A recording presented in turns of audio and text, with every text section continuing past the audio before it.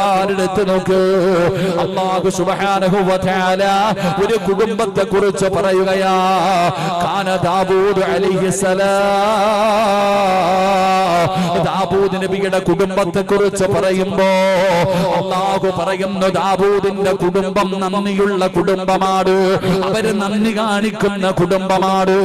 എന്തുകൊണ്ടാണ് ദാവൂദ് നബിയെ കുറിച്ച് പറഞ്ഞതെന്നറിയോ? ദാവൂദ് നബിയുടെ വീടിന്റെ പ്രത്യേകത എന്തെന്നറിയോ? ദാവൂദ് നബി അലൈഹിസ്സലാം ഇബാദത്ത് ചെയ്യുന്നതിന് വേണ്ടി സമയം നിശ്ചയിച്ചു കൊടുത്തിരിക്കുകയാണ്. തനിക്ക് അല്ലാഹുവേ ഇബാദത്ത് ചെയ്യാനൊരു സമയം, തന്റെ ഭാര്യയ്ക്കൊരു സമയം, തന്റെ മകനൊരു സമയം, പടച്ചവരെ തന്റെ കുടുംബത്തിലുള്ള എല്ലാവർക്കും ഇങ്ങനെ സമയം മാറ്റി മാറ്റി കൊടുത്തിരിക്കുകയാ. അല്ലാഹുവിന്റെ പ്രവാചകൻ ഇവിടെന്ന് പറയുകയാ, ആ ദാവൂദ് നബിയുടെ കുടുംബത്തിന്റെ അവസ്ഥ എന്തെന്നറിയോ? അല്ലാഹു സുബ്ഹാനഹു വ തആല